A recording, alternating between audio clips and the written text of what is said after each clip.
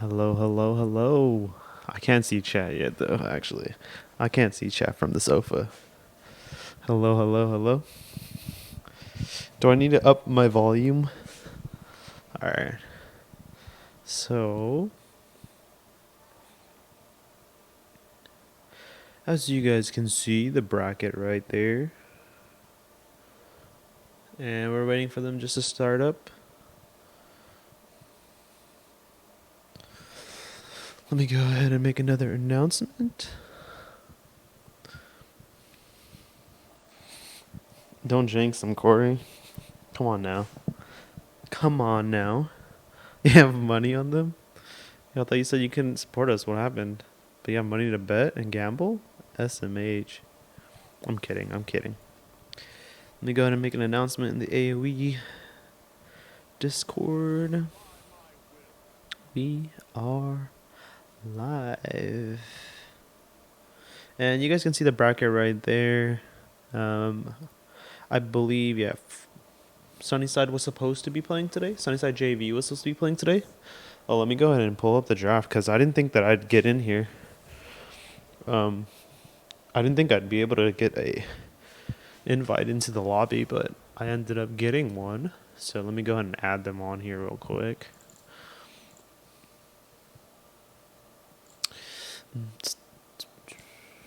And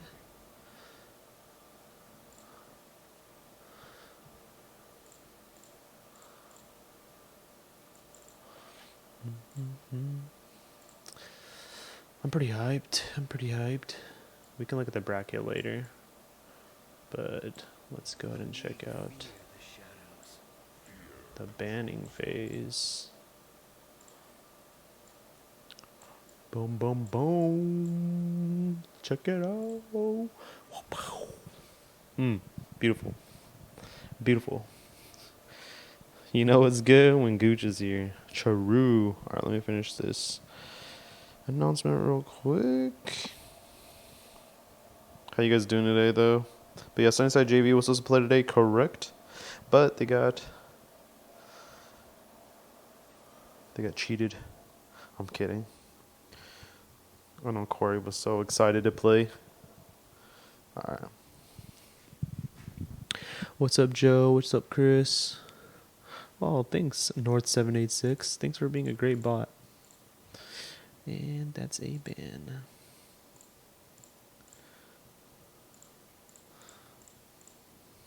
Alright.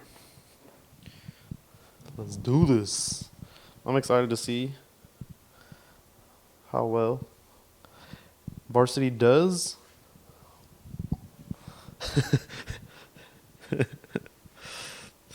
Hey, don't talk about gambling here, alright, guys? Alright, so we see them was Jarvan, Nocturne, Nunu, Darius, Irelia, and Kane bands coming out. Is this a best of 3? Can anyone confirm? Corey, can you guys confirm? I also have a Red Bull here. Just so you guys know. Red Bull's event is also known as Solo Queue. It is a 1v1 tournament in the top lane.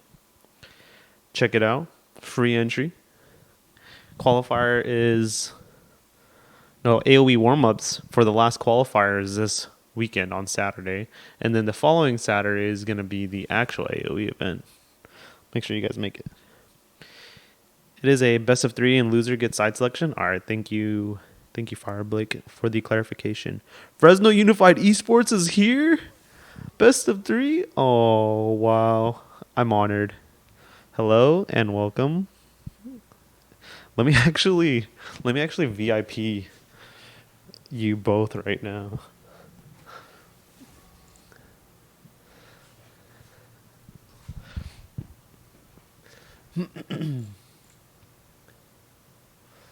Yeah, so this is gonna be a pretty good set. They are playing some pretty heavy wombo combo choices here on the side of Roosevelt. I like what I see. And then you see Sunnyside going for the usual picks, being very aggressive in the individual outplays. Expecting no less from them. I know. Yeah, you guys are mad that Aaron's not here? Well, guess what? If AoE picks up, Aaron won't have to work another day in his life. So, help us get the word out. I miss Aaron too. um, so I'm gonna assume since we have all of the, we have mostly Sunnyside fans here, right? I'm gonna go just because all of you guys are Sunnyside fans here.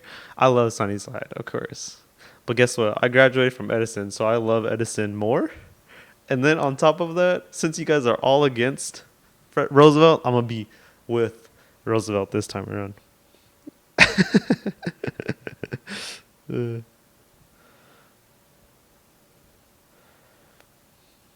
and then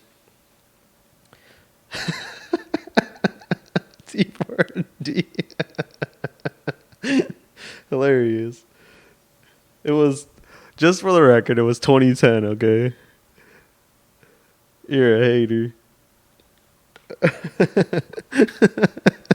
97.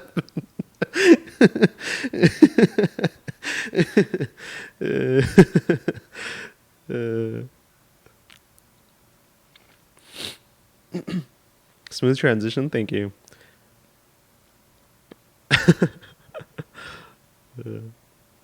Yeah, so I'm super excited about the game. I'm going to talk about draft real quick because it's going to be going to spectator delay pretty soon, and then we can chat a bit more. But again, that is a Shen in the bot lane with the Ziggs, I think, right? Deathslayer being swapping it up. Is that like is that going to be like starving Senna, but then like support Ziggs, or are they swapping? Because I know that Deathslayer and I can't read the support's name to save Space Ninjas, right? I know Space Ninjas is pretty good too, so I'm curious to see whether or not they're going to be going into that kind of swap where one of them is going to play support. They both play, or they both can CS pretty efficiently on both players, so super curious to see that. Dylan on Fiora, dude. Dylan last year, I'm throwing back the facts here because Dylan played a lot of Fiora back in the earlier season. What was it, 2019 to 2020? So, I mean, that's a throwback right there. And then another comfort pick for him is Renekton as well. So, yeah, and he was a pretty dominant top laner back in the last year's Fuel. That's a Pantheon jungle? Are they in order? That's a Pantheon jungle, right? And then that's gonna be Swain set bot lane. Roosevelt's spicy.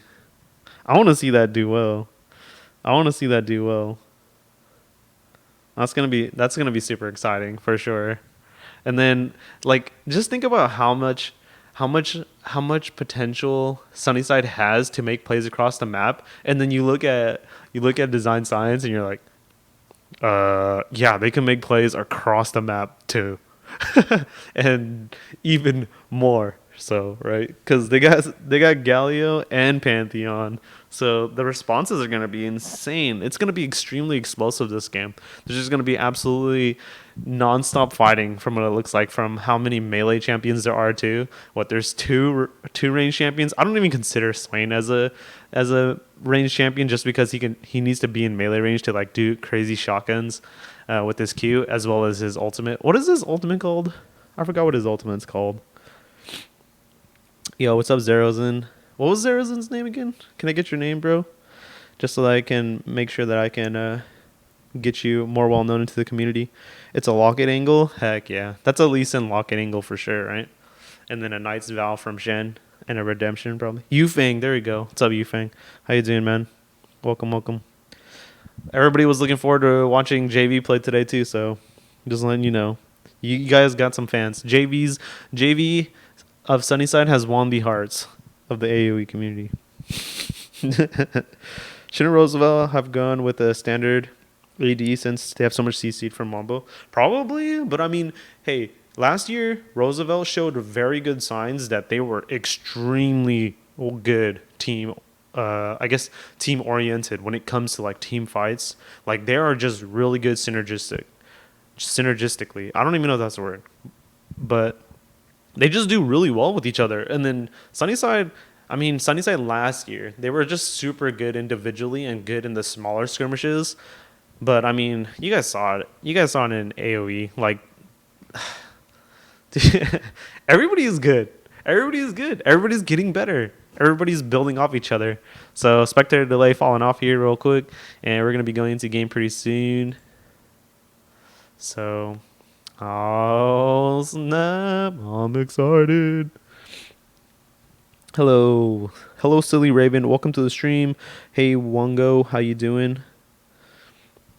We hyping up. So they're loading in right now. And as I see it, there is a Quadra TP from the side of Sunnyside Varsity. If you guys watched the AoE game last week against my team, the Boomer Boys, we should be called Not So Boomer Boys. But anyways, they also ran this for TP or a Quadra TP in that match as well. And it showed to be truly successful because it gave them a win. So, again, curious to see how it's going to pan out here. But it does look like that Shen is going to be support just because the Aftershock is pulled out. But, again, we won't know until the game starts. Ziggs can always go support. I mean, it's not necessarily the worst thing, but I think it would make more sense if Ziggs was the one farming over Shen, especially since it's a kill lane and bot lane with the Set and Swain. I'm very surprised that it's a healing Knight in bot lane for Roosevelt. I would have expected an exhausting Knight here. But, again, I'll go ahead and swap screens pretty soon. They're still in loading. The game hasn't started yet. I'm just here to collect my Tom bucks. we didn't come to watch the game. We came to watch Tom. I don't know about that one. Yeah, it's still on the loading screen. Hi, Hatsu. I know you guys are excited. Calm down. It's not starting yet. We're getting there. Relax, relax.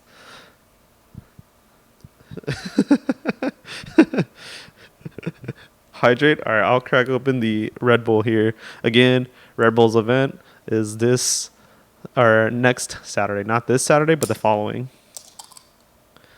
Any T4D screams? Dude, it's too expensive. Everybody's wasting all their bucks. Don't do it in game because it's not going to be redeemed in game. Just saying.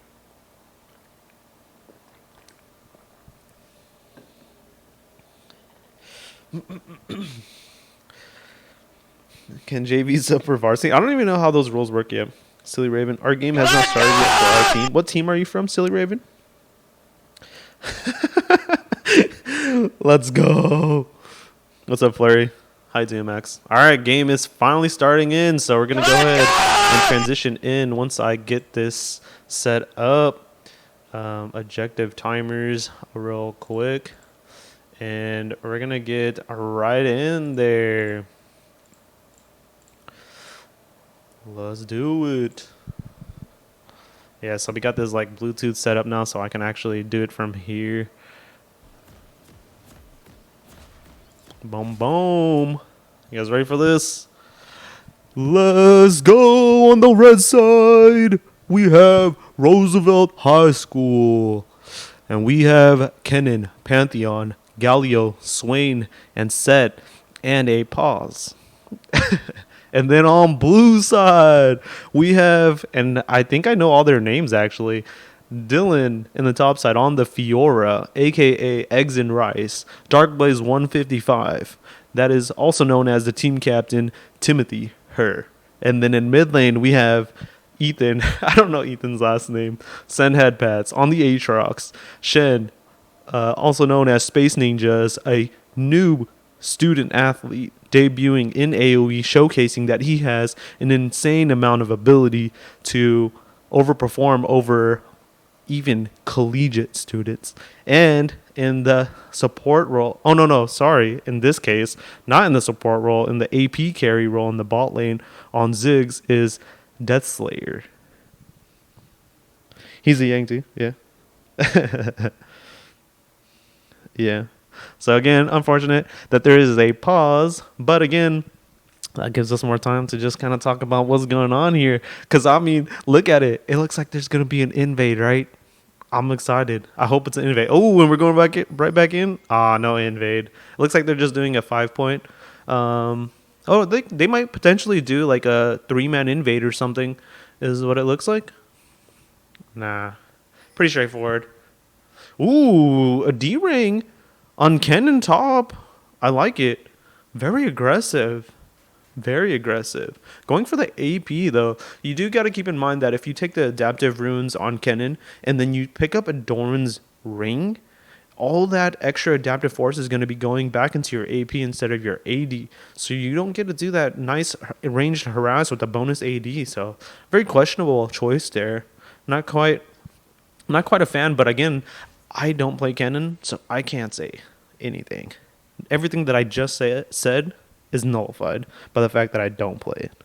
What's up, Kim Hunism? Familiar name. I think you joined AoE. How many Hmong people are in here? I'm not sure. A good number. We are in Fresno, of course. Yes, this is a high school tournament. What's up, Owen? You miss high school?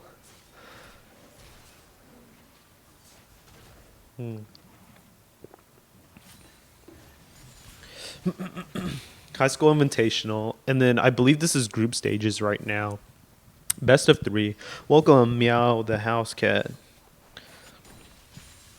So let's go ahead and check out the laning phase here. It looks pretty slow in the bot lane right now. There's no early aggression. Set and Swain do extremely well in the level 2, level 3 realm, but I believe Shen and Ziggs will outscale them eventually. But again, it is a very explosive matchup. Landing any set of skills is going to result in a huge trade or a dynamic trade here.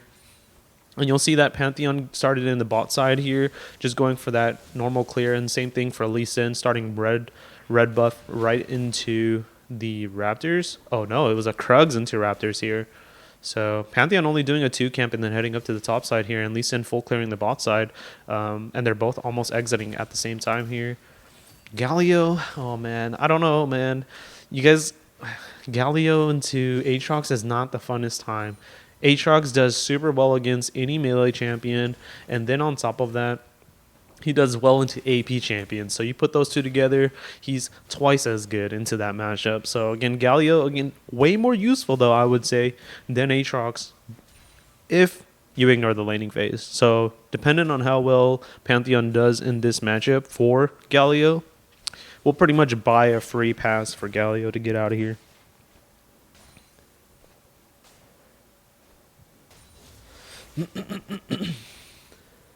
Yeah, Fireblake showed me that earlier as well too. It's pretty unfortunate. And then on top of that, I don't know if you guys heard as well too from Harrisburg University. They created a tournament that was going to house 50 plus teams for that tournament, and it was going to be a 2-day tournament, and then they got denied for that request because Riot had then just made a rule to limit the amount of schools to, I believe it's 16, but an unlimited number of teams from 16 schools can join. So say there's 16 schools. Oh, a big fight here coming in.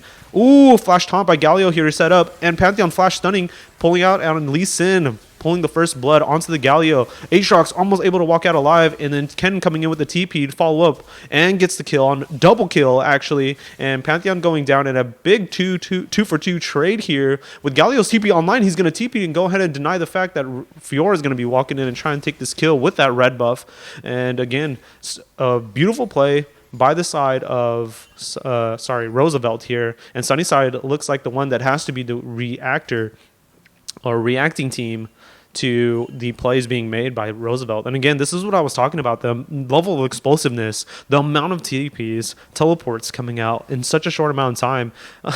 Like I said, the TPs are down, but guess what? Galio's going to hit 6 soon, and he's going to be able to make another across-the-map play here. So again, there's still a benefit for side of Roosevelt on that play. And then, not to mention, Pantheon also is going to do really well at level 6. And then keep in mind, when they were having that fight, the wave was pushing in toward Aatrox, so Aatrox did end up losing a lot of that CS and losing out a lot of that experience and gold potential. So huge play by Roosevelt, and I'd say that they're coming up on top on that one in terms of map control and map pressure. Really intense, really strong game here from both sides here. And it looks like Pantheon's coming up through the lane in bot side, they're trying to go through for a in lane. Oh, a catch onto Lee Sin here. Pantheon's already there waiting for him. Oh, that's a Shen, sorry. They look the same. And Shen having to blow the flash, and it looks like Lee Sin also caught up in that fight as well too, and Ziggs not being able to do enough in this situation. Roosevelt coming up on top again, showing that they have some fight in them and are going to take the initiative. So again, Shen finding himself in a bad place, baiting the Lee Sin into a pretty terrible position for him to be in. But again, Sunnyside not coming on top in this play, unfortunately. So again, I think if we're going to talk, a big pull, a big stun, and that's what I was talking about. But again, Ziggs, flash haymaker from Obama Barack in bot lane on that set. What a beautiful haymaker and well played, unexpected, even from my end. Finding that little window of opportunity and being able to capitalize it. I love it. I love it. I love it. I love it. The aggression. And again, that's going back to what I was saying, where one CC skill lands in that bot lane, it is going to be extremely detrimental for the team who is being the person in the defensive seat. That was beautiful. That was beautiful. Yeah, Roosevelt, again, I said this earlier. Roosevelt, it was extremely good. They may not look that great on paper, but man, they are extremely good when it comes to playing as a team. Last year in Fuel, they did a wonderful job showcasing that, hey, we're not a team that plays well individually. I would say not every game. They do play individually well in some games, but when they come together as a team, whether it be 3, 4, or 5 players, they are just always showing that they are dominant. I don't believe this is the same roster. I believe some of the players are the same. But again, their coach has a very strong sense of team play and understanding what makes a good team. So again, it's really great to see that the Roosevelt coach is showcasing on his new team as well too, that they are able to come together. And I don't know how he does it, honestly. Like he just does it. Oh, no pull. Then no free HP. Oh, Set coming in with the Set Flash. Or Set Flash. Hex Flash. Facebreaker pulling in. And Swain actually 6 here and going in for the engage. But again, Lee Sin is here with the teleport from Aatrox. 4-on-2 here right now. And a big play being made. Galio actually coming in. Delivering a kill potentially. Set coming in. And they're going to actually find the Shen. Getting the Shen. And then as well as the Set falling down. Over-aggressing. And again, Galio also gifting himself in that situation. But again, that trade coming in to make sure that Shen falls, I don't think that was worth it for the side of Roosevelt. But again, Roosevelt making a play on the top side right here, taking that Rift Herald. I don't really agree with the play just because I don't believe that Rift Herald is that important over Dragon and kills early on. Just because you got to understand that Sunnyside's team is very, very early game oriented, mainly due to the fact that they're all like individual champions, right? Like they don't really excel in team fights unless the setup is unreal. So again, I don't like the choice of Roosevelt, but again, they're still making plays happen and blowing their resources and utilizing whatever they have. So again, I like to see it still. I love to see it. They're taking the plays, trying to make something out of it as well too. No, I don't coach Edison. We help them, but I don't coach them. And then for Sunnyside, Alan is advising them, coaching them, and then there's still a staff coach as well too. But again, going back to the game, T4D, sorry. Kennen in the top lane, that was the last thing I read. Kennen in the top lane, really low on health here. Ooh, and a Hex Flash coming in and Facebreaker landing onto Ziggs. Taunt now landing onto Set. Big trade here in the bot lane though, and again, not coming on top for the side of Roosevelt. Kennen did have to back there. Fiora is getting a lot of damage onto the turret right now. Aatrox just constantly shoving in the Galio, not allowing him to move out or breathe. CSing under turret as Galio. If you've never tried to CS under turret as Galio, go for it. I'm going to tell you right now, it is a terrible experience. But again, with Aatrox being able to land. Ooh, Hex Flash coming in. Is there going to be an engage here? Ooh, misses the Facebreaker. There is a chance of re-engage from the side of Sunnyside here in the bot lane. And Deathslayer and Space Ninjas do not choose to go in on that one, where I think it was a pretty free trade there. But again, going back to what I was saying, because they're trying to force here. Pantheon jumping into the bot lane here, and then Aatrox fighting a fight in the bot side. TP coming in through as well too. Oh, a big bomb from Ziggs going through, big damage. Haymaker not landing onto the targets needed, but again, Pantheon being able to pick up the Shen, and Fiora picking up the kill onto the set, getting pulled in by Swain. Swain not having ultimate online, so pretty useless here. So Kennen coming in with the Slicing Maelstrom and a teleport, and Galio entering as well with the teleport. There's just so many things going on here. Aatrox coming in and trying to pick up that kill, and then a flash coming out to avoid that death. And again, as I was saying, just so explosive. 5 people showing him at bot lane in like the 30 seconds elapsed. Like, how are you supposed to cast this? And then Kennen just still staying under turret, pulling that hourglass or stopwatch here. Perfect timing from the rune setup. And again, 5 players in the bot lane trying to take on this turret. Really early game aggression from both sides. Very good responses. Just such a beautiful thing to see that they're both having this conversation, both Roosevelt and Sunnyside having this conversation of, hey, if you want to make a play, I'm ready. And really trying to call each other's bluffs, and then they end up not being bluffs, and everybody just shows up to the fight. Sorry, I had to get a drink on that one. Ooh, a big trade in mid lane here. Aatrox coming up on top again with that extra healing from his E passive, getting some life back from that spell vamp. And Pantheon fighting that scuttle on top side, but Aatrox looks like he wants to contest it, and he is on top of a pink. Oh, and the chain's not going to pull him back. The Infernal Chains do not blow him back. Galio with the hero's entrance does not find himself being the hero and actually becoming the fallen hero here, and a double kill for Lee Sin being picked up. And again, the side of Sunnyside just being able to respond so quickly, and Ziggs just sitting in ball lane freely wave clearing and actually winning that trade against Swain here and set. So again, there's not really much that Roosevelt can do in this situation. Ooh, another pull here, and then is it going to follow up with the face breaker? No, does not happen. And Ziggs again still safely farming. Ooh, and a flash kick from the set. Dark Blaze 155 pulling that in. Slicing Maelstrom does not follow through, and Fiora cleaning that up with the ultimate and allowing for them to rejuvenate some of their health back. And it looks like that turret is going to fall very soon. Plates falling off very soon as well too, and Mega Death Bomb.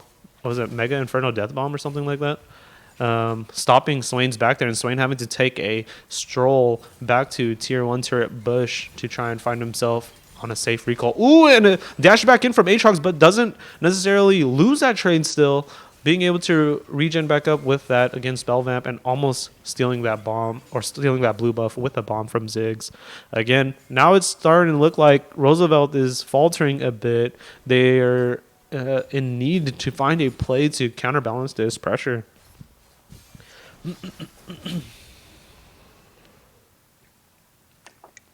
Yeah, do keep in mind that a lot of this game transpired in favor of Sunnyside, mainly because Aatrox can just permanently push in Galio. It doesn't leave a lot of space for the side of Roosevelt to make a lot of plays across the map and the comfort of being able to switch through the mid lane. So it really restricted the amount of play-making potential that Pantheon can do. So again, send head pats with the relentless push into mid lane, as well as the backup of Dark Blaze's Lee Sin, has caused a lot of this issue. So again, if Roosevelt does happen to find themselves watching this VOD, make sure that you guys try to understand that dynamic in the mid lane. But again, game's not over yet.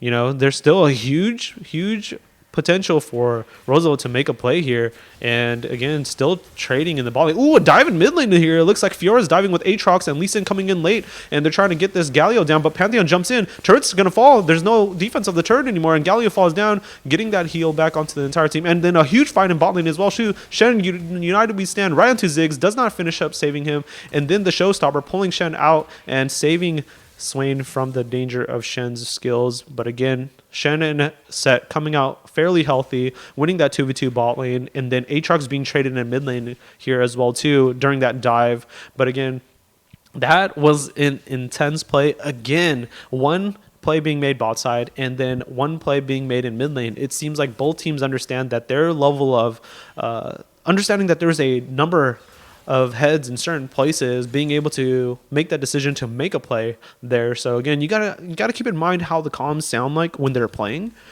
They are cluttered because there's two fights going on. How do you communicate between both, right? So it comes down to which team is better at making these plays without communication. And it looks like that both teams are fairly good at both. So I cannot wait for the second game to see how Roosevelt responds in draft and what they want to do to kind of try and counter this. So looking right back into mid lane here, it looks like Galio is still responding mid with the Aatrox, and with priority in bot lane, they're going to be moving into the bot side jungle with Aatrox as well too. Lee Sin on the opposite side of the map, but it looks like again Roosevelt is defending extremely well on the bot side, and that's very much restricting Sunnyside's ability to close out this game.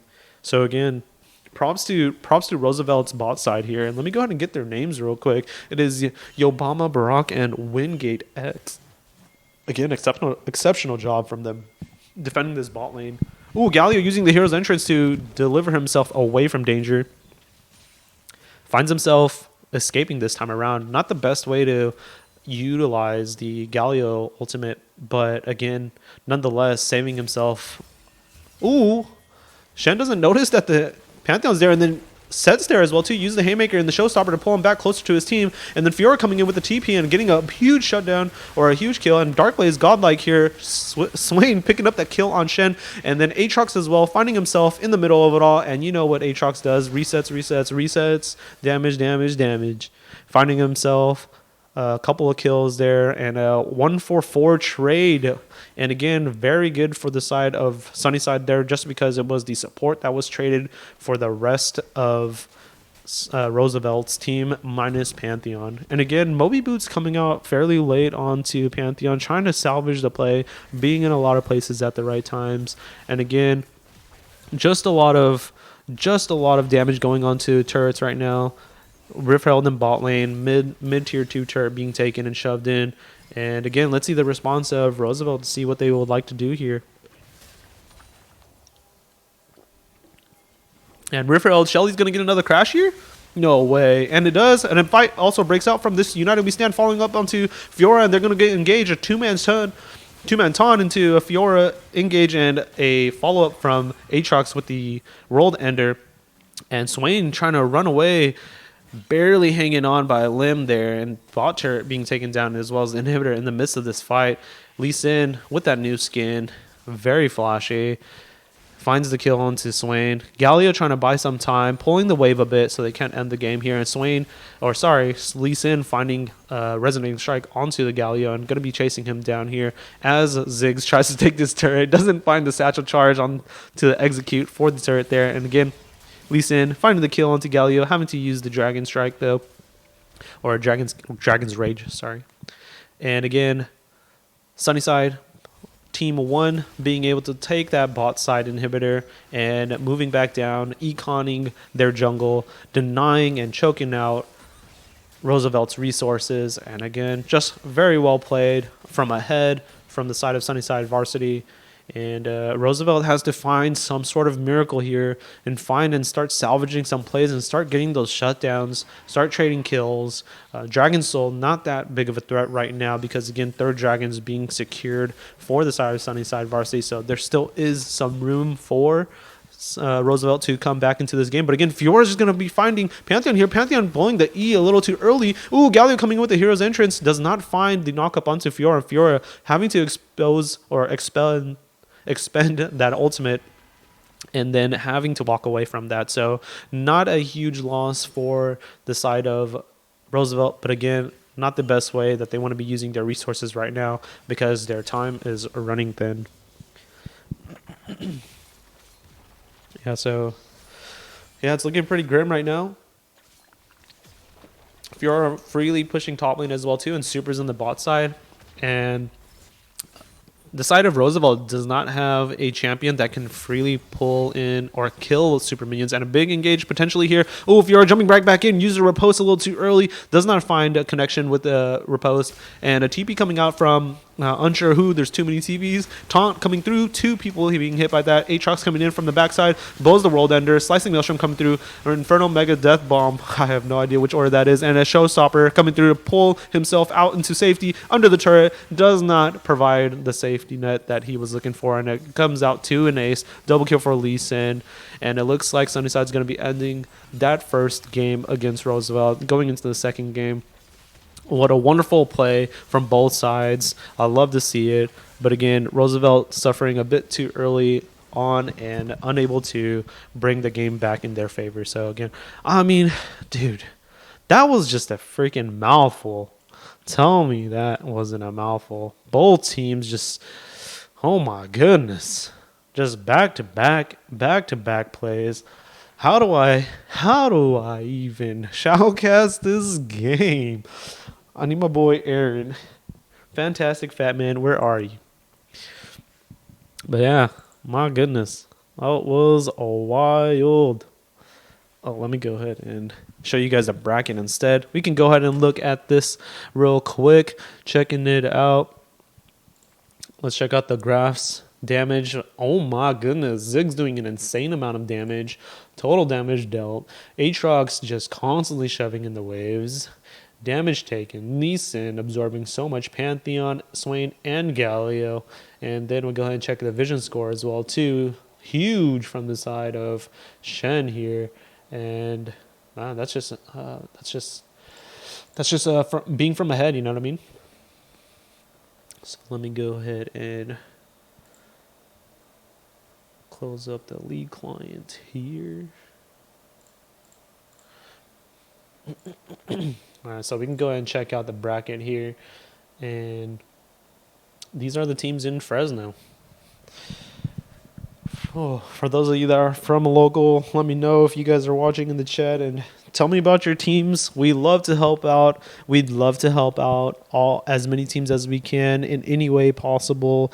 We want to be able to make this experience. We want to make the experience of playing in competitive high school leagues. What do I want to say? I want to say that I want it to be a memorable experience. I want you guys to have value in the experience. I want you guys to know how important being able to communicate, especially during this time of a pandemic, and being able to enjoy yourselves. Please let me know if you guys are in the chat. We'd love to invite you guys to AOE's server, which again is currently just strictly local based, where there are some people who aren't local in the server, but I mean, for the most part, it's a community that is Fresno County based. So if you guys are interested in being a part of that and competing in you don't even have to compete. You can just be in there and, communicate and develop relationships, have fun, enjoy yourselves while playing some video games. I mean, there's no better place to do it than on that Discord server. And again, not a shameless plug, just letting you guys know that we support you guys and we want you guys to really enjoy yourselves as you're spending your time playing some video games. All right, let me read some of this chat. It is a best of 3. Go get Acolyte. He's working right now. I look like I'm a live action Milan movie. Yeah, thank you. Please hire me. I will be a wonderful actor. Thank you. I don't even think Edison had that many people who played League when I was there. Yeah, I didn't know. Well, League wasn't even out when I was in high school. So, well, it did come out when I was a senior, right? Yeah. Use the non-league channels in the AOE server. What if I joined the Fresno State team during my senior year in high school? Not possible. You have to be enrolled in Fresno State. Yeah. Sunnyside has 4 teams. Yes. Edison had like 6 last year. Keep that in mind. There is a lot of interest. There is a lot of interest in League of Legends here in Fresno. We just have to cultivate it. We just have to be pollinating it. What's up, Raw 2K? How you doing, man? Wait, what's Raw's real name again? If you don't mind. You don't have to give me the full name, just like first name. Just so I can get more personal. Ryan. What's up, Ryan? So many Ryans. Dude.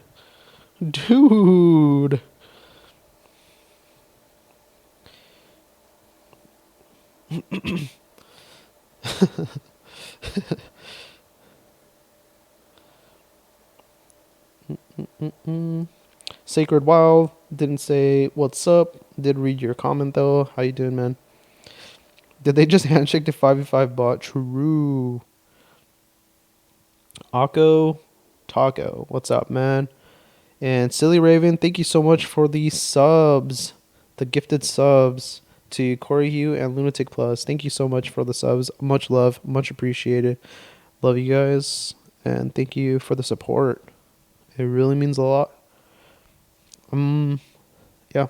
So again, we'll be going into the game pretty soon. Let me double check. Actually, I keep on trying to like stand up and check the computer, but I can easily just check here as well too. Yeah, so again, pretty chaotic game. I just want to say this, like looking at the experience from last season, or last seasons, I should say, because then I mainly focused in the fall season for Fuel, and then I slowly moved away from it just because my season at Fresno State was picking up during spring, so I didn't really get to watch it much. So Alan was facilitating that a lot more than I was, and man, the level of gameplay has changed so dramatically already from last season in fall to till now, till this fall season. So I just want to say thank you to all the high schoolers who have been putting so much time, and even the new high schoolers, like putting in so much time to just uh, push the growth of the League of Legends scene here. The amount of competition that you guys bring, the amount, like here's I'm gonna explain it to you guys. Here's how it is. You guys get better, right? And you guys bring up the other players without you realizing it sometimes, because you are competing against them and you are teaching them by beating them. And I'm not saying, oh yeah, I beat them, hell yeah. No, I'm saying you're beating them, but make sure that you realize that they can learn from it. And being humble, and again, the AoE motto is humble, hungry, and smart. And smart, when I say smart, you want to be emotionally smart. So being able to understand other people's feelings, right? So making sure that you're humble, hungry, smart going through all of this. And if you're better than someone and you know it, let them know, hey, I'm not that great at, X, Y, and Z, but I'm better than you at this. I mean, can we learn from each other? And how can I help you? And like start developing this healthy relationship with other players within the community, because keep in mind, one day they might be better than you and you might need to ask for help, or you might be able to learn something from them. And this will just create this whole dynamic of everybody just getting better. And if everybody here is better or getting better, it's only going to exponentially increase, where you guys are going to accelerate each other's growth. It's like a catalyst effect. I forgot what the word is, but it's like a catalyst effect where you guys are helping each other grow. And that's essentially what happened from fall of 2019 till winter. I guess it's almost winter, right? So it's still fall. So fall of 2020. Like it's been almost a year now where everybody, because I think I started helping Sunnyside around like November, I want to say November or December. So everybody's been getting like extremely good, man. Top lane masterminds. Oh wow, that is crazy, huh? Both Ryans are top laners.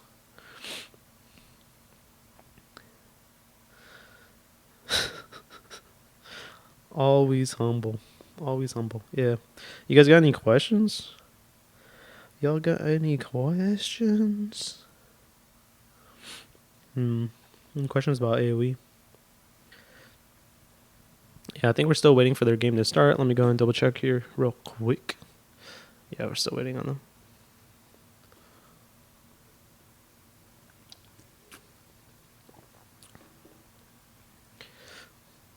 them. When are we screaming? Oh, refresh the bracket. It updates? Oh, cool. Thank you for that update. Oh, sick. Right, because it's the tournament code, so it automatically updates here. Awesome. Awesome opossum. There we go.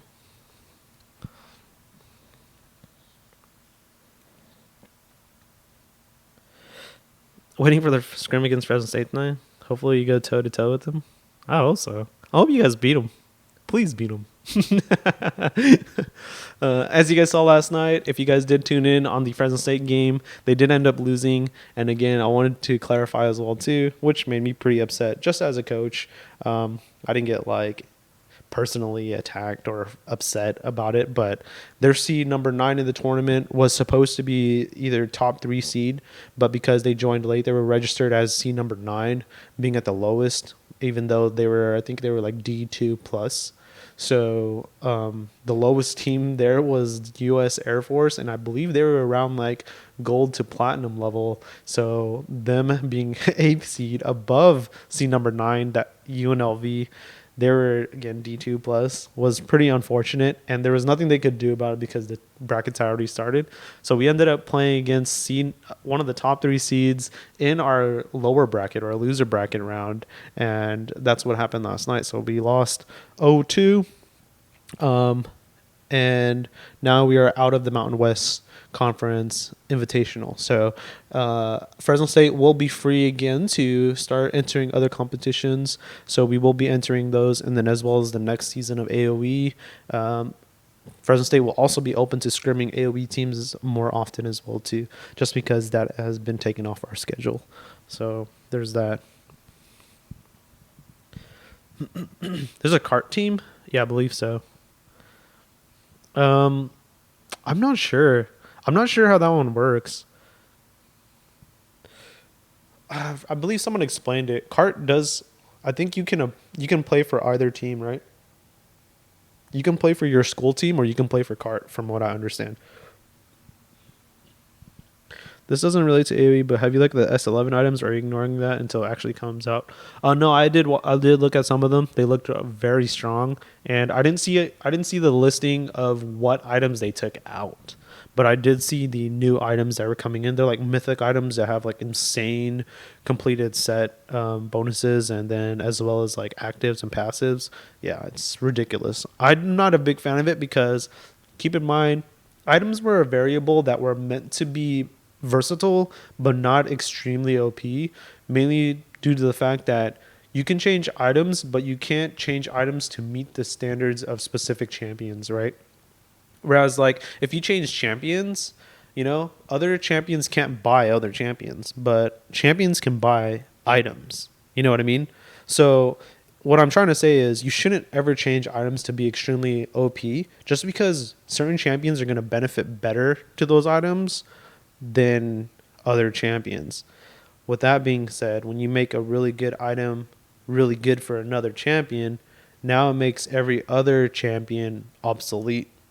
You see what I'm saying? So if you change the champions and leave the items in a mediocre area, now you're creating this dynamic where, okay, well, this champion can't be that OP with this item, and then that means that the other champion isn't going to be that OP either. So it's like a variable that you should never really change too heavily just because anybody can get an item. You just have to purchase it, right? So it's really dumb in my opinion. And again, nothing against the game at all. I love League of Legends. It's done beautiful things. But dang, that was not the route to take for Riot. Yeah. So again, pretty questionable choice by Riot there. Not very healthy for the game itself. Let me go ahead and double check what's going on here.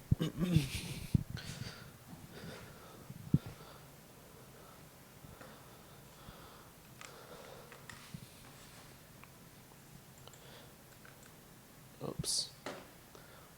Sorry, mouse died.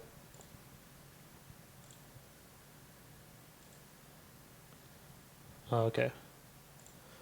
So it looks like we're still trying to grab Roosevelt to come back here.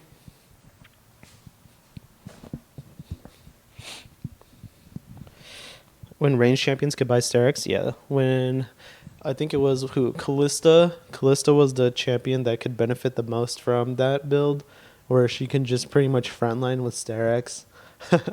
Sterex, Frozen Mallet, Runins, Bork, and Gwynsus.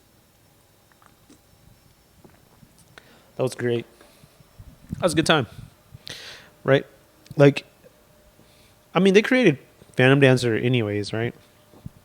It was like almost the same thing, but that's what I'm saying. Where you should, if when you create OP items like that, you have to create restrictions, and then now it's going farther than just like melee and ranged restrictions, right? You gotta create huge restrictions based off of, okay, well, okay, if they have this, if they have ability, man, there's like too many things that you have to balance when you create differences in items like that. When you start developing these items that have insane amount of changes, but again, I don't want to go into that conversation because it's all about math, honestly.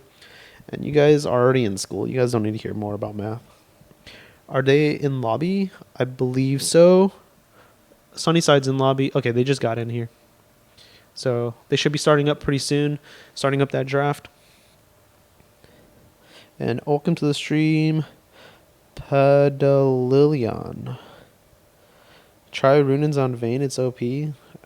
Nice joke.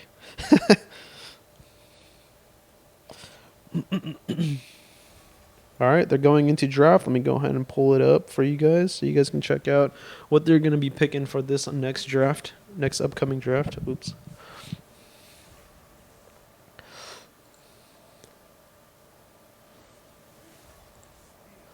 Alright, so Pantheon, ban, and it looks like they swapped sides, right? Yeah, they did swap sides. Aatrox and Irelia band coming out here from the side of Roosevelt. Anala's band from Sunnyside Varsity. I dig it. Ooh, Yumi. Interesting. A Yumi band. I question the Yumi band just because, as you saw last game, Space Ninjas on the Shen was very, very, very strong with his presence on the map. So I don't see why Yumi is going to be banned here, just because Space Ninjas generally plays all over the map anyways. So Yumi's not a very good champion when she has to walk around, because you don't want to purchase boots, and boots help roaming be way more efficient as well too.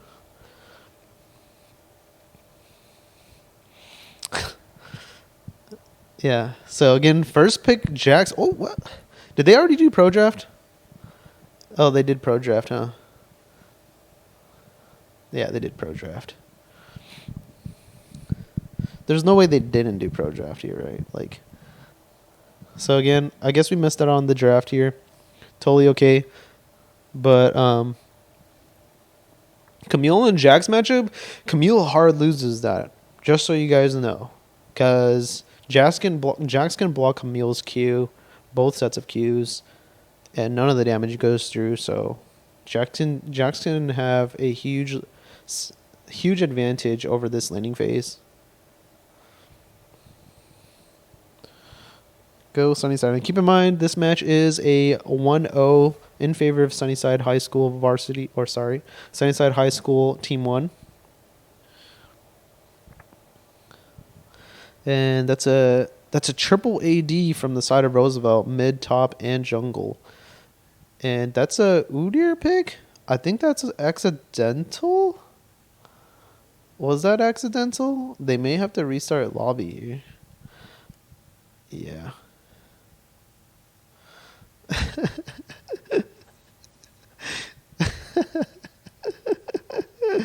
That's pretty funny. I mean, dude, I'm thinking about it now. That matchup for Zed sounds miserable.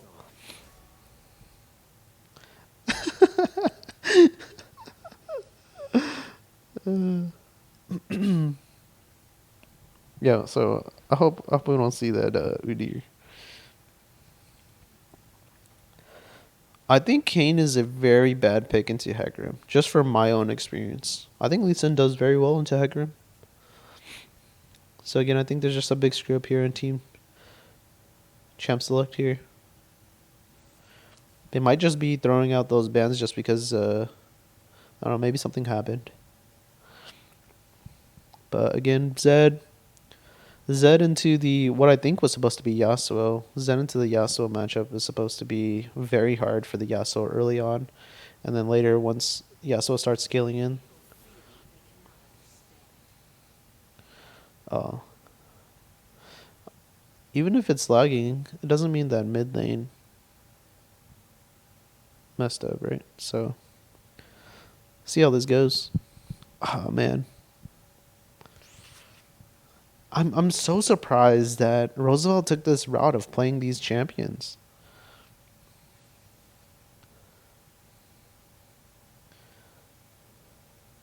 Because again, I was expecting more of like a team oriented champions, but now they're going like purely trying to win individual lane matchups.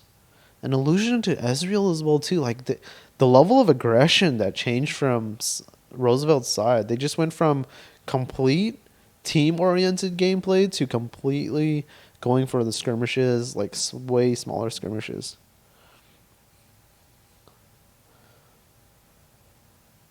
Wow. Is it actually Udyr mid? It is actually Udyr mid.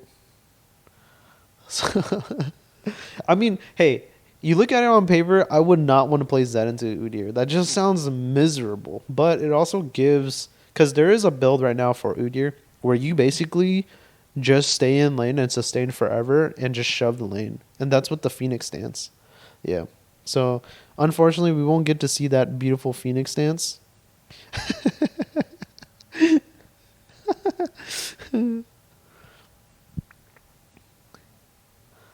So unfortunate there. Let me go ahead and not show you guys this. I'm gonna go ahead and wait until they start up again. So, yeah, it looks like a Yasuo mid here, and I'm gonna go ahead and take a 5-minute break, or a couple minute break, and I'll be right back.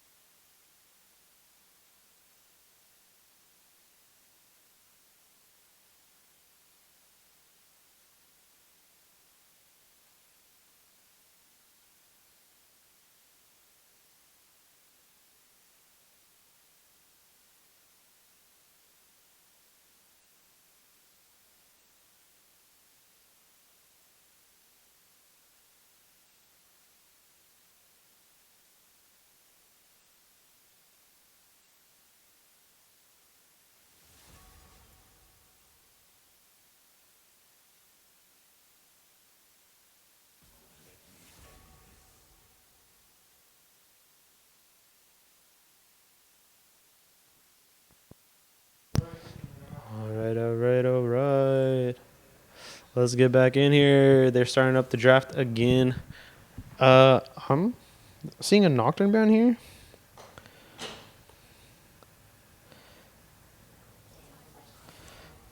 Yeah, I can go ahead and close it up real quick.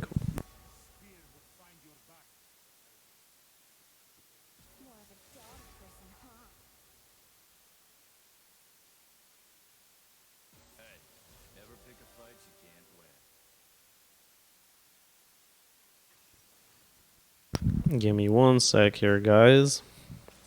I'll pull it right back up. But again, they're just going for the same picks and bans. Go ahead and show that in just a second.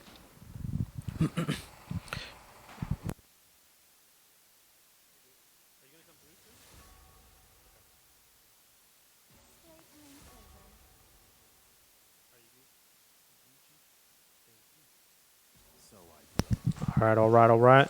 And they are going to go ahead and pick. That is an Udyr mid. Oh my god. It is an Udyr mid. So it might be what I was talking about. It might be that Phoenix Stance build with Nashor's Tooth, Zonia's HP, withstand. I mean, you can even go like full tank Udyr with grasp and just pick up Spear Visage with Frozen Heart, get that HP, get that CDR, get those nice free defensive items, and just be a complete nuisance. Just shove lane all day. And surprisingly enough, it does an insane amount of damage, and it does a pretty good job of stalling time. But I will say this, just like any Udyr build and any Udyr player out there knows this too, Udyr is just a nuisance. He is not meant to do anything miraculous or anything insane unless the enemy team makes a mistake. So that is the Udyr right there. I'm gonna guess it's a grasp though. Oh, whoa! Is Roosevelt swapping it up? Oh, okay. They're just memeing. Armabi. They got me. They got me. They got me. All right, and then the Camille Jax matchup. That is Jack's favorite by far. If Hecarim gets past that, I would say probably like level 7, level 9 mark without too much bleeding happening, where he's behind. I think Hecarim's gonna come up on top, and then with Zed and Udyr hard wins that matchup. Zed has an opportunity to win it from the earlier levels, but once he passes the earlier levels, I mean, Udyr's pretty much unkillable. And I'm not saying Udyr can kill Zed too here. I'm just saying that Zed won't be able to kill Udyr, and that's pretty much Zed's job, right? To kill players. So Udyr just pretty much nullifies that. So it's pretty much neutral until 6, or I should say it's neutral post 6 for the Udyr Zen matchup. And then in bot lane, Lucian and Alistar have a huge advantage early on, and then it just gets outscaled completely by Ezreal. Ezreal, again, being one of the most safest and highest damage AD carries in the game. But again, it does require that you start getting to that point in the game as well too, right? So being able to make sure that you're able to utilize that early game. Get through that early game and then utilize that late game scaling. But again, that does require high maintenance, meaning all other lanes should generally provide enough pressure for Ezreal to scale into the game. So again, we'll go and see how it pans out. I mean, again, how do you guys feel about that Udyr pick, man? That's pretty spicy, man. I'm digging it. I am digging it.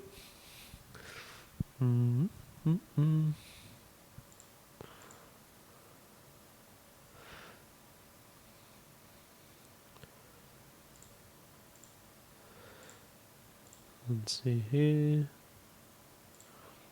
Go ahead and fade this in. And then we'll be jumping into game pretty soon. Have another minute on spectate delay.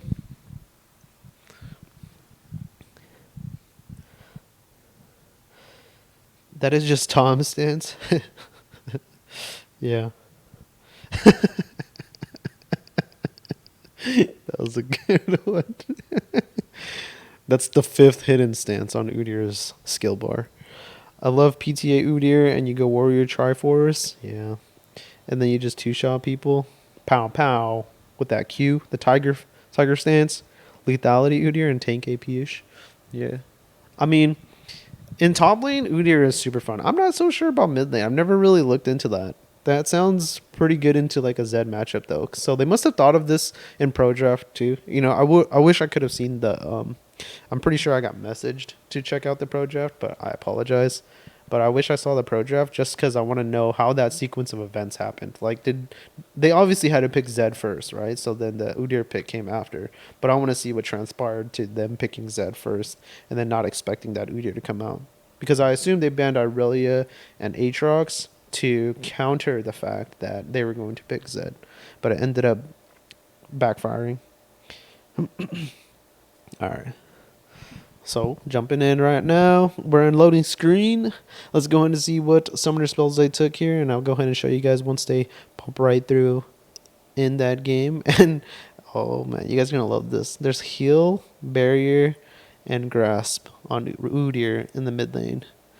And then it's pretty standard across the board. No Quadra TP this time around. Just pretty standard. And no crazy runes as well, too. Oh man, it's a bit of a meme here for sure. For sure.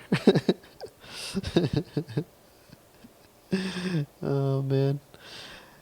These kids do the darndest things. My goodness. I do hope that Sunnyside goes for an early gameplay here, just because of the way that their composition plays out. Like they need to get that early game aggression and alleviate the bot side pressure, because Ezreal's going to need a lot of relief in that bot lane early on. So I hope that that's their goal here. But we're gonna go ahead and jump into the game. Let's do this. I'm going to go and pull up objective timers for everybody to see. And then let me go ahead and swap it for you guys as well too here. All right. We're jumping right in it. And again, on the red side, we have Sunnyside Varsity. But it jumped right to... Okay. And we have in the top lane, we have Eggs and Rice, aka Dylan, on the Camille, running that Grasp and TP. Then we have Darkblaze 155 on Lee Sin, running that Conqueror, aka Timothy Hurd, the captain of Sunnyside Team 1. And in mid lane send head pats, that is the boy Ethan on Udyr with heal barrier, something we don't normally see. But again, an invade coming in through here. I'm not going to be able to go ahead and talk about the introductions. Maybe I can. They're going to clash. They're actually going to miss each other like a Korean drama here. So we're going to go ahead and see Ezreal being played by Space Ninjas, who was previously playing the Shen support, now on the AD carry role, as I was talking about the versatility here. And then we see Leona on Deathslayer running that Flash Ignite. And again, they are doing a crazy invade here. Are they going to stay in here? Both teams are going to meet, it looks like. Oh, Hecarim has Flash available, though. That's not normal, but it's still going to go through. The Resonating Strike following in. Heal coming through. Flash not available. Flash from Lee Sin. 2 flashes blown. And again, Lee Sin's going to pick up First Blood. One of the most beautiful things that you can get is a First Blood on a jungler. And you get that early accelerated effect when you get that bonus gold. But again, starting blue on a ward. But again, Hecarim is extremely fragile early on, so having to blow that flash early like that is extremely dangerous, especially against a Lee Sin who also traded his flash. But again, keep in mind, Lee Sin has a jump, aka safeguard, on that W skill to escape any danger. And Leona and Ezreal actually going to evade this play bot side with that aggression by coming... Oh, they're walking a little close. Is it going to happen? Leona does not land the Zenith Blade onto the Lucian. Lucian gets a huge trade and an exhaust coming out onto Ezreal. Heal popping off and Flash having to be blown early on as well too. And not much damage being taken by the side of Roosevelt. So again, Ezreal coming out on top. Or sorry, Ezreal not coming on top of that play. Lucian doing extremely well in this lane. And this is exactly what I was talking about. But again, that invade actually worked in favor of Roosevelt for the bot lane here. And again, this was what I was talking about too. Camille not being able to trade too well against the Jax. Jax is throwing Counter-Strike there, evading Camille's trades anyways. But again, both of them coming out relatively healthy here. And this is what I was talking about. Oh, Zenith Blade landing onto Lucian. Trade coming through. Nice trade from the bot side of Sunnyside, being able to balance out that trade and putting the cards back onto the table. And again, an early gank from Hecarim on the top side here. Hookshot still available from Camille. Camille does not use it yet. When is she going to use it to escape? And Counter-Strike coming through, and Camille just takes the L in the top side. Oh, beautiful gank by Hecarim, beating that Lee Sin to the top side there. And again, just being able to counterbalance a lot of the advantages that Sunnyside was able to take at the start of the game. Now just being able to capitalize and letting them know, hey, just because we're hyperscaling in the jungle doesn't mean I'm going to be taking it slow. Hecarim comes in and shows him what's up. Hookshot coming through and the stun still coming out. Hecarim is still here for the play. Camille still has flash available though. Lee Sin's coming around from the side here and a big trade back into... Oh, and Jax being picked up by the Camille, just turning back and getting that extra auto attack off. No flash available from any of the players here in this fight. And Udyr coming in and just being able to pick up that kill with that Phoenix stance, getting that hit, and Zed picking up that kill onto Lee Sin. At least Zed is making a trade here. And again, keep in mind, there is flash available on the Zed still. No stun available. Barrier coming through, finds the hit, does get the kill. Ooh, dear. Coming in and being able to find that kill. Jax TPing in and finding another fight here.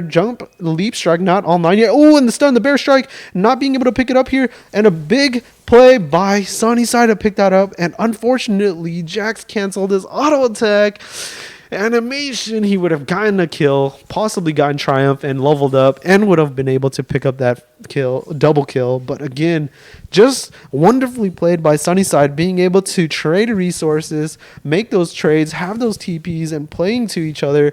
Just absolutely insane, where both teams are doing such a great job in response to one another. But unfortunately, Sunnyside coming up on top in this game thus far. My God, when does it stop? When does this stop? When does this actually stop? And again, you got to keep in mind too. Oh, and another fight in mid lane here. Udyr just full trading onto the Zed. Zed not having flash available. W used up though. Oh, and Lee Sin predicts the shadow from Zed and being able to pull onto that resonating strike to finish the killing blow. But again, as I was saying, when does it stop? It never stops. And again, just a free dragon pickup here with no priority in mid lane.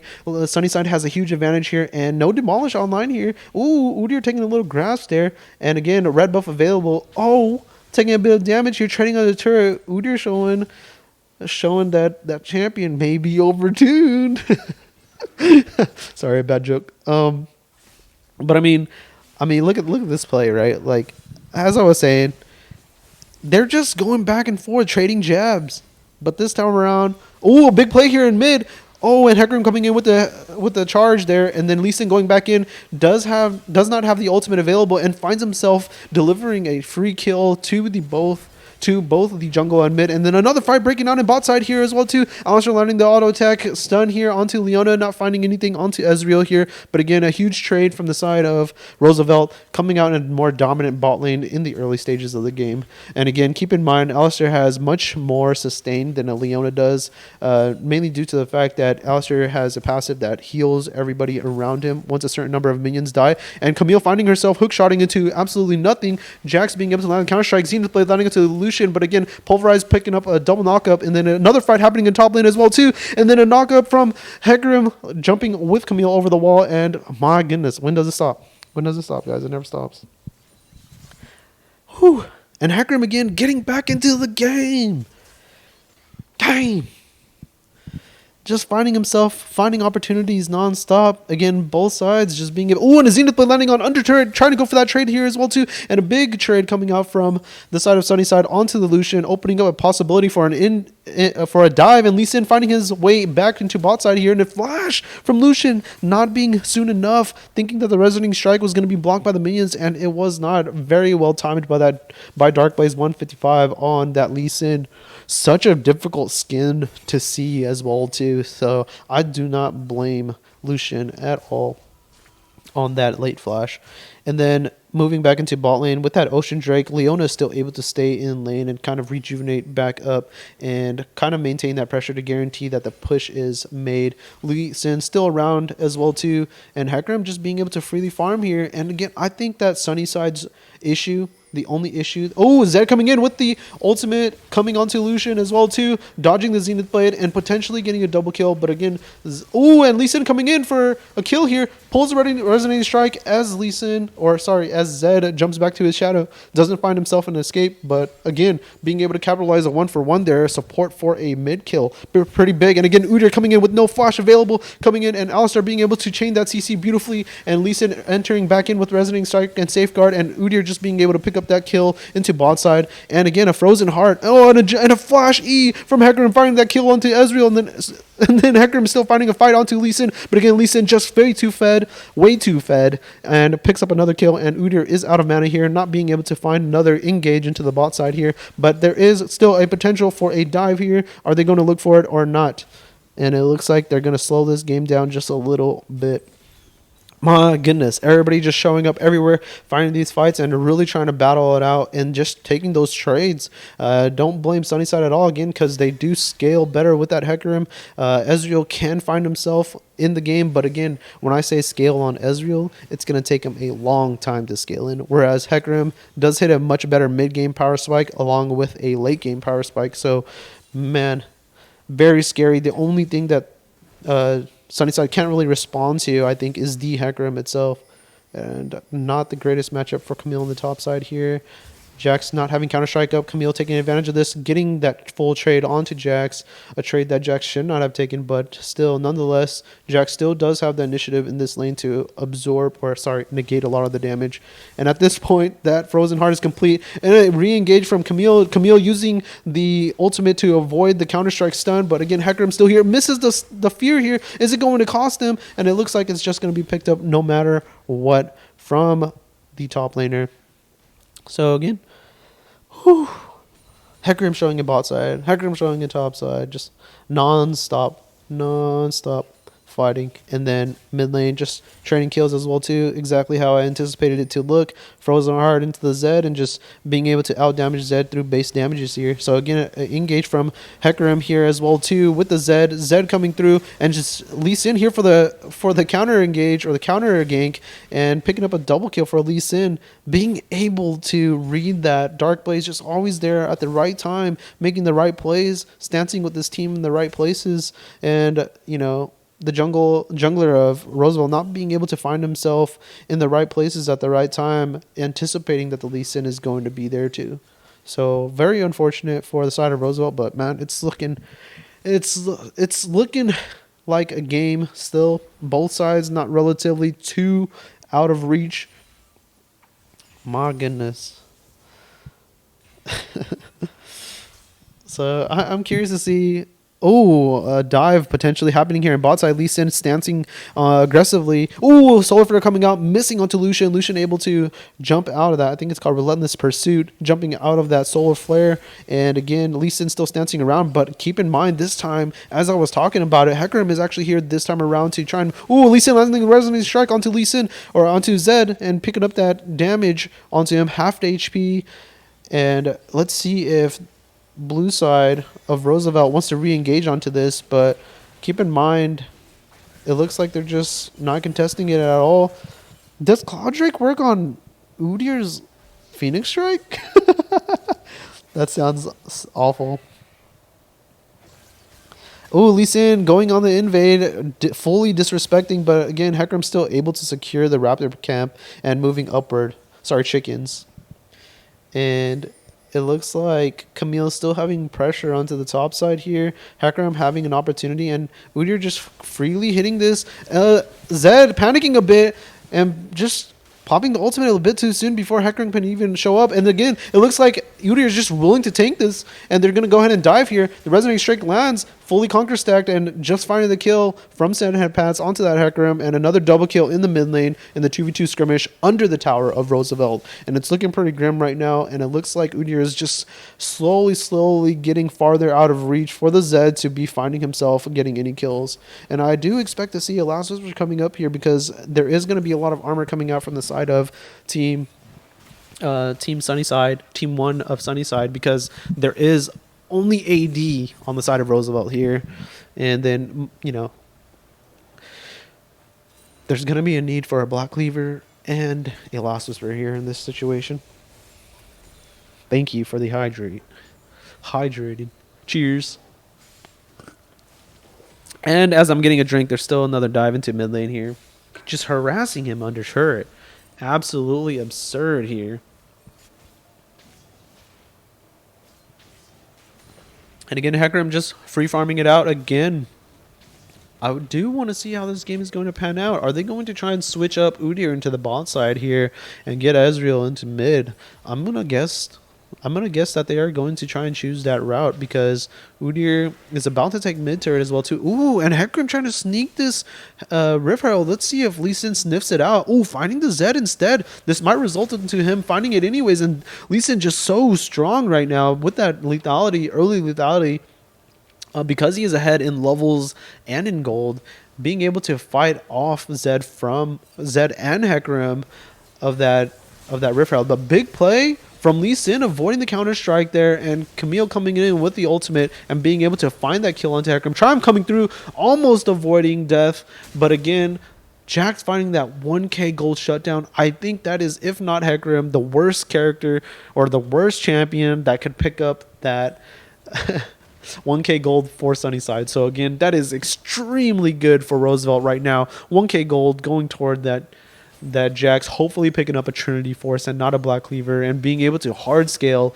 and be problematic for the side of Sunnyside. And again, Solar for landing onto the Alistar here and blowing the ultimate to break out of it, minimizing the amount of damage he's taking, being able to absorb at least 2,000 damage there, and Ezreal being able to drop out a ton of damage and move forward here.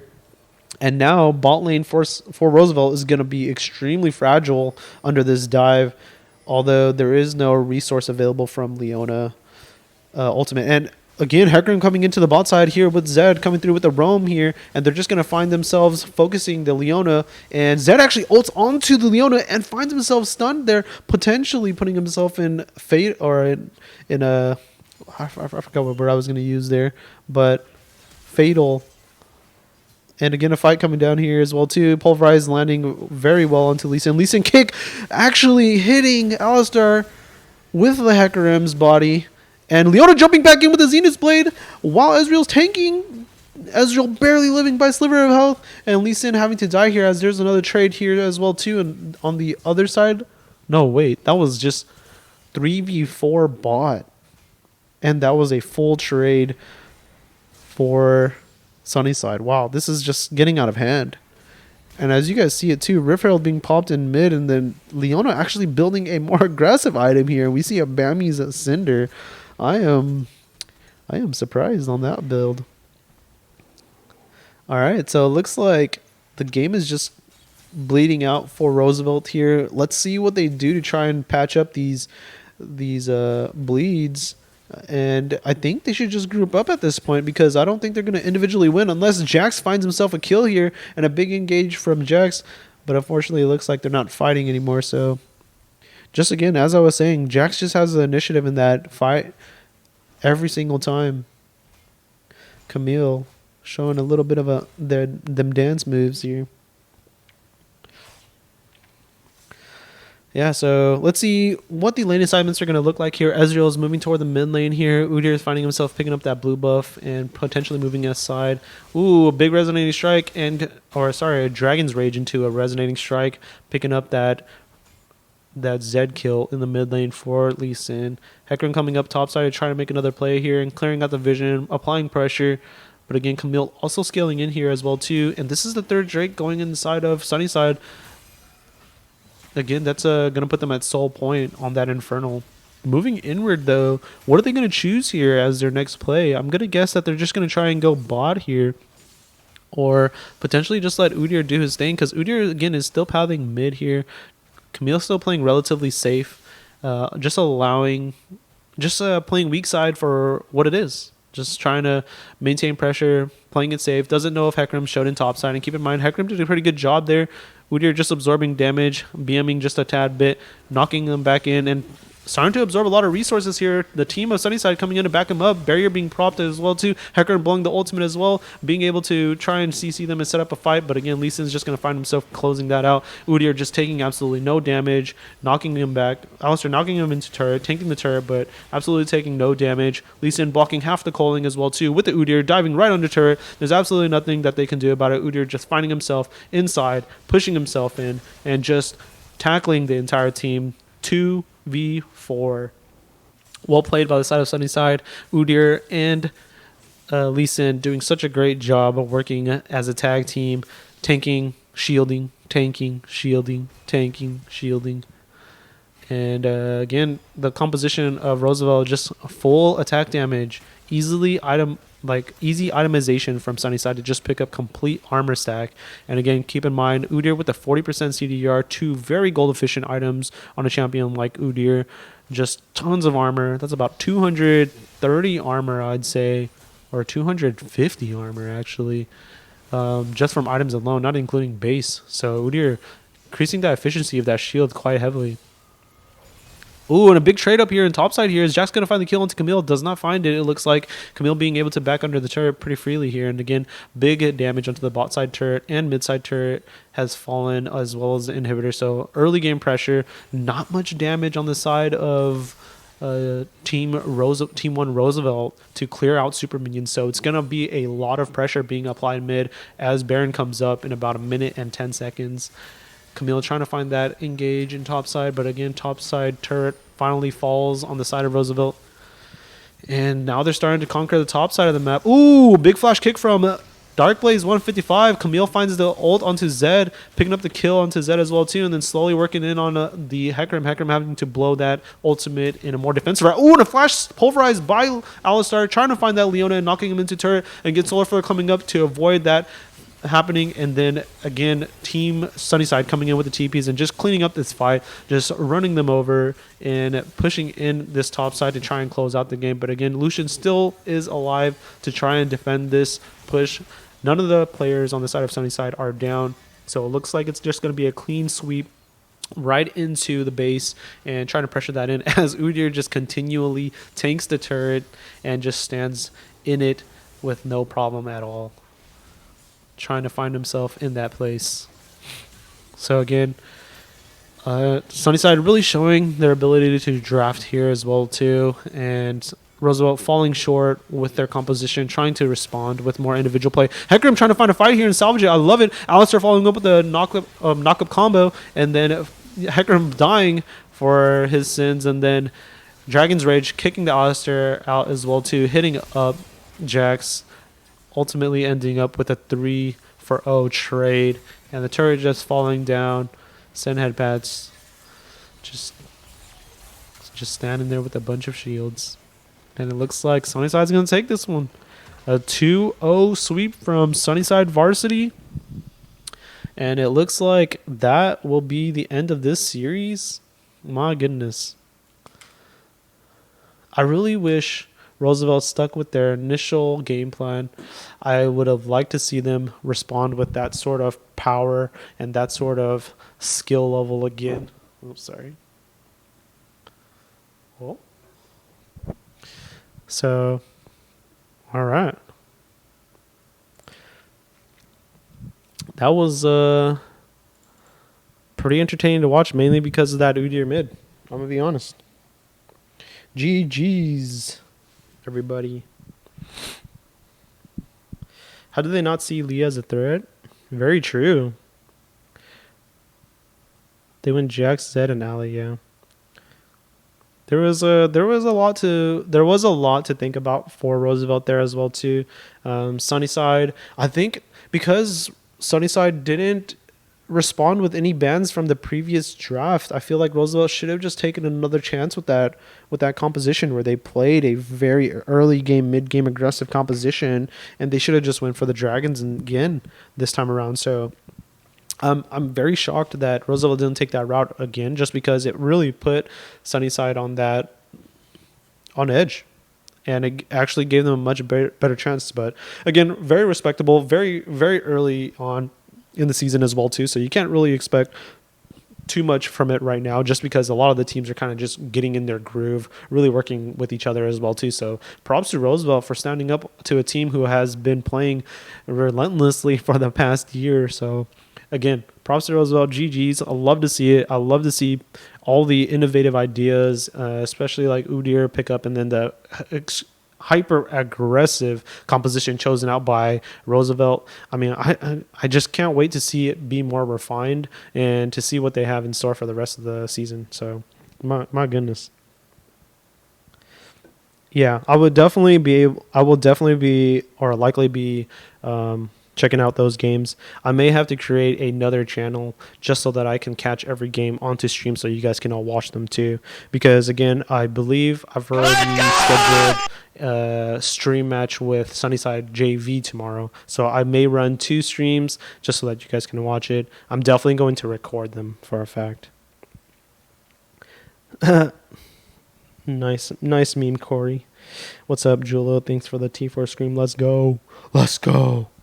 All right, so again, going to go ahead and close up the stream. I just want to say thank you all for all supporting the city of Fresno and the Fresno Unified Esports League. Thank you so much for all the staff and faculty that put their time and support into esports. I also want to say that I really appreciate all the student athletes for being such good sportsman-like students, athletes, and being able to showcase a good sense of behavior. And hopefully you guys stick to that as well too, and start helping each other grow, develop that competition, because I hope I hope that one day the high schools here are good enough to compete against the top high schools across the nation, just so that we can start developing that reputation for you guys. And I don't think that we're that far from that. I hope you guys start to consider that, as there are a lot more high school leagues popping up in every state. So I do want to say thank you again. Appreciate all of you guys for your efforts, and keep me in touch with all the high schools so that I can keep on covering a lot of these, and hopefully I'll have Fantastic Fat Man next time on the days that we're going to be doing this. And I am thinking most definitely that we will be shoutcasting recorded games of Fuel eventually, so do keep that in mind. I do definitely want to start doing that, especially on the weekends when much more people can be available to watch and support. It may not have the same effect as watching it live, but it is probably the best that we can do. So again, appreciate the support. Thank you again for the subs, follows, likes. Make sure to follow our social media. Make sure to support us, as we are definitely trying to dive right into the heart of Fresno and keep on supporting you guys. Thank you, thank you. GG's, GG's. Let me go ahead and salt this up. Keep forgetting, I keep standing up.